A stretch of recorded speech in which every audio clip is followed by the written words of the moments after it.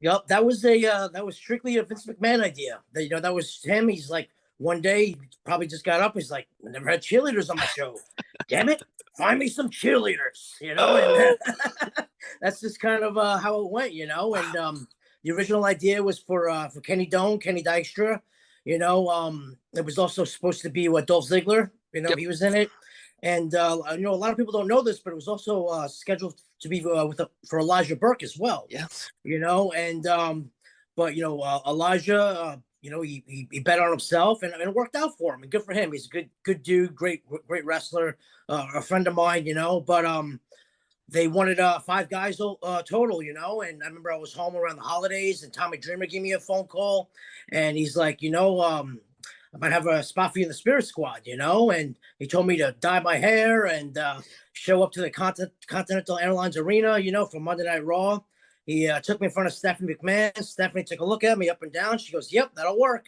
And that's how I got my spot in the Spirit Squad. And shortly thereafter, Johnny Jeter became a member and got involved in the gimmick.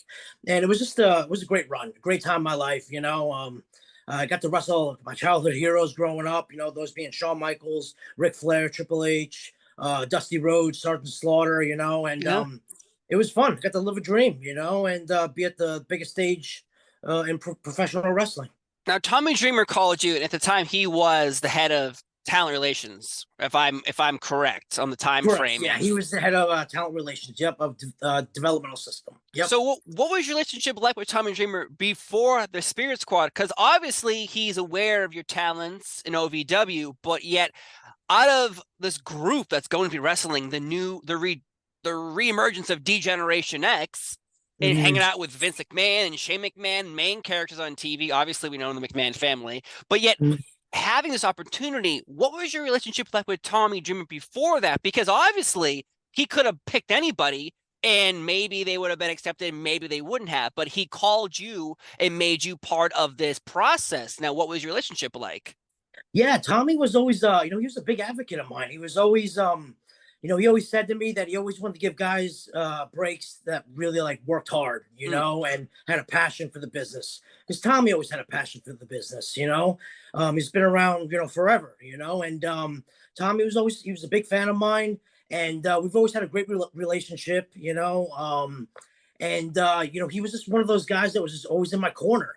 And I don't know if a lot of people know this, but Tommy Dreamer is the guy that got me my developmental job. When he wow. was in, yeah, he came into office. He had five favors or whatever it was, and they've been OVW been trying to put me in the position to get a job, with the company and everything like that. But unfortunately, they didn't really look at me like as a talent. They looked at me more like a referee because I wasn't like the biggest guy Hmm. and everything like that. Like nothing against refereeing or anything like that. Like I'm all for it, but my passion's in the ring. I've always Right. wanted to be a wrestler. And Tommy saw that, he knew that. And when he came into office, he gave me my first big break, as far as getting a job with the WWE. And then Wow. it all just kind of, snowball effect after that. The Spirit Squad came about. He got me my spot there. But I'm really grateful to have him in my corner. I had a lot of good people in my corner that really gave me breaks throughout my career. Jim Cornette being one of them. Danny Davis really looked out for me, always put me in the right position to succeed. Being a trainer down at OVW, and I just I'll never forget about the people that paved the way for me to kind of give me the breaks that I got and stuff like that. Yeah, Tommy Dreamer was one of those wrestlers. You go back to, ECW days where you would hear stories of him not getting paid to be on these events. Like everyone brings up a story of, oh, when ECW closed, Paul Heyman shut the lights off. No, he wasn't even there. Yeah, Like Tommy right. Dreamer was the one who shut the lights off. And you hear Yes. stories of passion of just not being paid to make sure that the show would go on. That to Mhm. me is passion beyond anything. You always hear about Yeah. stories of like, oh, you get paid and your money will buy your house. Your passion cannot buy you your house. You can't go to the bank and say, I have a lot of No. passion. Can I have a house? To like, get out of here. But he Yeah. obviously believed in himself and believed in you because getting you into OVW, getting you into the Spirit Squad, Mhm. clearly he saw that you were willing to work harder than the rest of the bunch because obviously OVW was filled with passionate people who all Mhm. wanted to be on Raw or SmackDown or be a superstar, but you were Mhm. given this opportunity because of your hard work. Now, this is an interesting question to bring up is, were there jealousy? Was there jealousy? Because you think about it, you weren't just put on the main roster as, hey, we're going to start you off with vignettes and we're going to lean you in beating lower third tier wrestlers. No, you Yeah, went immediately into Vince right to the McMahon, top. Shane McMahon, DX. Yeah. Did you hear the whispers? Did you feel it? Did you hear from friends like, man, this guy hates you because you're now on the big time? Yeah, I mean, it was one of those things where, yeah, there was always those people there. You know what I mean, like that. We came in, we got a big break, and honestly, if anyone else would have got the break on the roster, they would have took it too and ran with it just as much as we did. You know what I mean? There's a big difference between getting paid between the first match on the card and the last match on the card. Everybody wants to be in the main event. I mean, that should be your goal if you're on the roster full time, anyways. In WWE and like Mm-hmm. that. But it was one of those things where you just had to block out the negativity, and it wasn't like that 24/7 or anything like that. Yeah, yeah, yeah. But people, sometimes they try to get in your head, try to flush you a little bit. Remember, I was 22 years old at the time. You know what I mean? I was a boy in a man's world. Mm-hmm. So this was a whole new atmosphere. I mean, this was the big time. This was the big leagues. But I had a passion. I had a dream. I was going to follow through with it. For me, it's like, just put me in, coach. I want to play, but I also want to succeed at the best and the highest level possible. You know what I mean? So we just took a day at a time, and that's what we did. And we just worked hard, let our work speak for itself in the ring, and just had the best matches possible that we could possibly have. And we just did what was asked of us and everything like that. Do I think the Spirit Squad could have had a longer run? Yeah, I do. You know what I mean? It was but sometimes you can't fight Mother Nature. You can pitch ideas and try to get some more longevity out of it like that. But honestly, like, not to sidetrack from your question, but for the most part, we were cool with everybody. It was Yeah. good. It's a very intense atmosphere. It's high stress.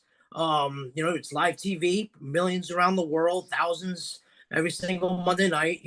Big arenas, everywhere. And everybody wants to be the best that they can be and make the most money that they can possibly make. So yes, it is very competitive. And the thing about professional wrestling is that it's a work. You know what I mean? So of course people can try to get in your heads a little bit, and everything like that. But if I had the maturity I had now, I can go back and probably handle some things differently than I would have. I probably wouldn't have, been so naive a little bit and let them get in my head a little bit more, because sometimes it took the fun out of it a little bit. You know what I mean? I just wanted to perform in big arenas, wrestling. The guys that watch growing up on TV and just have fun and make good money and just live a dream. And that's what I was doing. So we all felt like that, but we all stuck together and we got through it. And it was overall a very pleasant experience. Overall, in the grand scheme of things. You bring up people getting into your brain and your head and stuff, because I remember hearing stories of when the Rock started doing the people's eyebrow. There were wrestlers, I won't mention them by name because they're kind of in power now. You might guess who that is. They would say, that eyebrow, that's stupid. You shouldn't do it. And he would tell, and they I would heard say, of that. I heard that one. don't Yeah. do the eyebrow anymore. Don't do the eyebrow anymore. Because you know why? There was jealousy. Yeah. Why am I out there busting my butt having 20-minute bangers and this guy's raising his eyebrow and the crowd's going wild? Obviously, he's like the biggest movie star in the world today, but at the same Yeah. time, with the Spirit Squad, I can see a sense of jealousy because there are wrestlers on that roster at the time who have been in the business for 10, 15 years, still clawing to get out of the middle tier Intercontinental Championships, even a little lower. And here you are, 22 years old, showing up, knowing the right people loving you doing the right thing. And I think that's where I think a lot of people forget. Doesn't matter in wrestling, any job you have, there's always going to be competition. Doesn't matter if you're the cashier. Always. It's everywhere you go. Anywhere. Yeah, anywhere. It doesn't It's in matter. professional baseball. I'm sure it's in the Oh my God. NFL. I'm sure it's in big corporations and businesses. Heck, it probably happens at Walmart. It happens everywhere. Definitely is. Yeah. I mean, everybody wants to climb. Everyone wants to be the best they can be, top of their game for as long as you can possibly do it, because everything has a run.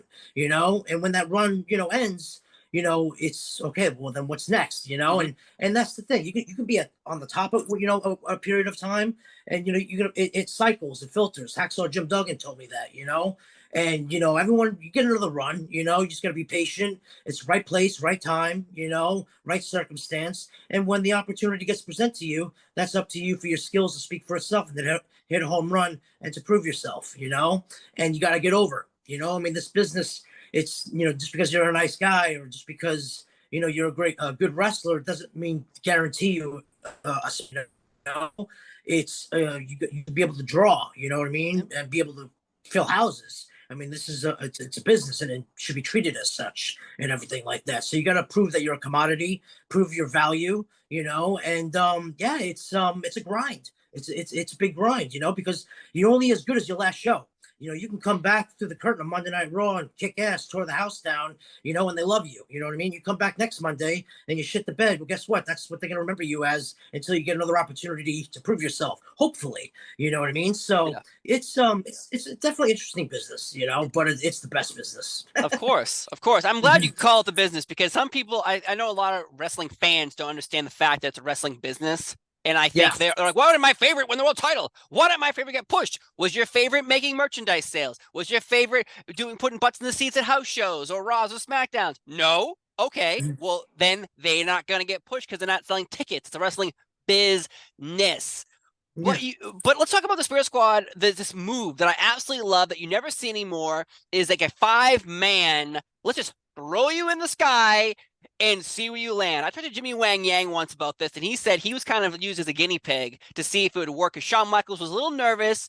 You were going to throw him through a table on, I think, Saturday night's main event. And he said he was like a little. This is Jimmy Wang Yang's word, so I want to hear yours. Oh, was that Vengeance then? The pay-per-view when it was, I want to say it was Shawn Michaels and God. Oh, Backlash 2000. Oh yeah, Backlash 2006. Before the show. Yeah. Shawn was a little eerie about taking the bump, you know. And Jimmy Wang, he stepped right place, right time, right opportunity. We tossed his ass up, he went through the table, and then moments later after that, Vince offered his job back. So it's just crazy how things work sometimes. It's just and that's just the way it goes, and that's just the way the business is. But who came up with that though? Because that move I haven't seen it since. Maybe it's been somewhere else and I just haven't been paying attention. But that 5-man, let's throw you in the sky, because you're getting height. It's not a back body drop where you're getting a little height. You are whipping them up. Oh yeah. Well, see, the thing is with the character and the gimmick that we did is that we really had to embrace this gimmick. It wasn't about just doing what we did in OVW and being the best wrestler we can be. Once we knew we were going to be male cheerleaders, Vince paid for us to go to cheerleading school, paid for us to go to gymnastic lessons, to learn the back tucks, the handsprings, the cartwheels, and the synchronization of the cheers, and everything like that. So I remember we were it was like 7-day. We never had a day off. It was 7 days a week, all the time. So if we weren't in the ring, we were doing that or this. But I remember we were at the there's gymnastic lessons, and I think it was Kenny Doan's idea, actually.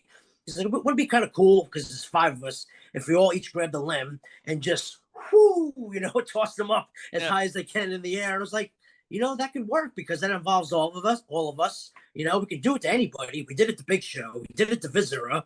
We sure as heck can do it to, anybody else smaller, So it just was one of those things that it just worked. And, it was a good little move for us, It's a great move. I wish I wish factions would utilize this more. Maybe because it's scary too when you think about it. You got to land right. Looking up, and you always in wrestling, you always want to be in control of your own bump. But this was kind of a move where the trust was really relying on us, because we had to make sure when we tossed them that when they landed, that they landed flat in a safe manner, because that's the most important thing in this business, is to make sure whoever you're working with, that you take care of your opponent and that safety's first at all times, So, and I pride myself on that. Yeah, I know you do virtual boot camps with professional wrestlers where they send you tapes tapes. We call it tapes. Send in their digital copy of their matches, and you will critique them and you will give their advice. And how is that process working for you? Because you've done so much already in the wrestling business, and now you're offering your mind to other professional wrestlers who need a little insight. Because sometimes someone will just say, "How's my match? It was great," and you're like, "Well, I need to improve." So how's that working out? I just got off a phone call with somebody last night from Australia doing it, and for any aspiring wrestlers, well, aspiring or wrestlers out there for $30. If you want to send me a match of your choosing, I'll watch it a couple times. I'll dissect it from A to Z, give you the pros, give you the cons, and then we'll schedule a FaceTime call and we'll have a one-on-one talk and we'll break it down, and I'll give you all the pointers and I guarantee you, or your money back, that you will leave better off from it, and this is one of those things I just thought of, I was just like, there's God, like guys that are like a really experienced, I've been doing this 20 years now, and just over 20 years. And I'm just like, I want to get back, and I have all this knowledge, guys like Rip Rogers, Al Snow, Jim Cornette, Danny Davis, Paul Heyman. And that's not including the guys that I've wrestled, Shawn Michaels, Triple H, Ric Flair, Dusty. And it's just, I've wrestled so many great opponents and have all this experience, and I was just like, this would be a great way, to give back, help out guys that are up and coming or in the business today, and to give my take on things, because I was never one to kind of really voice my opinion. But you know what? I figured I've been doing this 20 years now. What better time than to do it now? I get on Twitter now, and I'll tweet out, just random wrestling advice, if I can help out another person to try to give them a different thought process or a different flavor of ice cream, so to speak. And it's been great, so I stay pretty busy with that, and it's a lot of fun. And anything I could do, like wrestling wise, and it's great, and to make make money off of it, you know what I mean, and just to get paid to do what I love to do, and that's Right. what I've always wanted to do, and that's always been a goal of mine to make a living in this again one day. And I'm gonna keep going. I get back in the ring February 25th. I had to take a little bit of time off because of a health issue. I'm excited to make my comeback February 25th at the Psycho Circus for NYWC. So that's just gonna be another avenue for me to, get my name out there again. And just, Mike Mondo, he's not done. He's not done yet. It's gonna be I had a great career so far with the Spirit Squad, Ring of Honor, OVW, NYWC. But now there's gonna be a whole new chapter, and I'm looking forward to embracing that. Outstanding. Yeah. I want to talk about, I think, an inside joke that happened to you. So in Spirit Squad wrestles DX Ric Flair on an episode of Raw, and that's the last time we see Spirit Squad until 2016. So that's a long time. So, but after the match, you're put inside of a crate and they put OVW on it. That's very inside baseball. It's very inside joke where like you'd have to know what OVW is to know what they're talking about. Sending you to developmental back to the territory where you started to come back up maybe as a different character or so on and so forth. How'd you feel about that? Because to me, that it felt a little weird. Like you've heard of all these inside jokes in the WWE for years, where like, oh, Virgil was named Virgil because that was Dusty Rhodes' real name. Like, there's always these little like little jabs that people are like, oh, that's not real. That's not a real jab. Yes, it is. Yeah. What did you think about that? Yeah, that's one of those things. I've told the story 100 times, and that's one of those things where I was telling you earlier, with my knowledge, my experience that I have now, being a man, you're not a boy in a man's world, that I wish I would have like spoke up and said something about it, because really the people had no idea. You know what I mean? Originally, the box was supposed to say Tijuana on it, and they thought it would, because Mitch was the least experienced member of the Spirit Squad, and Mitch was Mitch, and somehow, he just get us into some trouble, some heat every now and then. But he was just not really. He was very new to the business. He was very green. He didn't know any better. He just wanted to have a good time, have fun. You know what I mean? And it was one of those things where, Triple H pulled me aside because I remember him saying this to me. And he's like, "Hey, Mike, wouldn't it be kind of funny because Mitch is the shits if we put the OVW side on it, and we put Mitch in the box, and back to OVW." And I'm like, well, I'm thinking to myself, well, the illusion is not just Mitch in there, is that it's all of us in there. You know what I mean? Right. But it was one of those things where I just let it go, and I just did it, because that's what was asked of me. But it's, one of those things where really, I didn't know it would kind of be like this. I get asked that question all the time. Of course. You know what I'm saying? And it's just wild to me. But again, it makes sense, because it's one of those inside things. I get it. People thrive on that. That's cool. Ha. But yeah, it's one of those things I always have to kind of explain the real story. And that's kind of really the real story, how it went down. Because as a 22-year-old being approached by Triple H of all people at the time, he's a multi-time world champion, married to the boss's daughter, and he's like, "Hey, you think it's a funny joke?" And you're 22 years old. I'm most likely, I think if I was 22 and someone came up to me like that and was like, "You think this is funny?" It most likely in your brain, you're like, "Just say yes." Just, Yeah. because even Well, if you felt that differently, what I do you? would have, Where's I your would have been, cachet? You have certainly I no would have been weight. like, yeah, if I can go back, like I would have been like professional about it. You know what I mean? Because honestly, probably really didn't think too deep into it. It was kind of like one of those things. Oh yeah, it'll be funny, haha. Not really knowing that it really became a thing. You Yes. know what I mean? And I would have been like, look, I mean, it's funny to us, but really the people aren't really going to identify and relate to that. You know what I mean? It's one of those things that makes sense and more general, not even detrimental, just it's just like a little jab, yeah, back to OVW, back to developmental, no one wants to go back to developmental after their run. They want to keep getting another run and they want to stay on top Yep. and they want to keep making as much money as they possibly can. You know what I mean? It's all about getting that next run, but it is what it is. And I don't fault them. I don't, it is what it is. It's whatever, so I'm over it, to be honest with you. It's all good.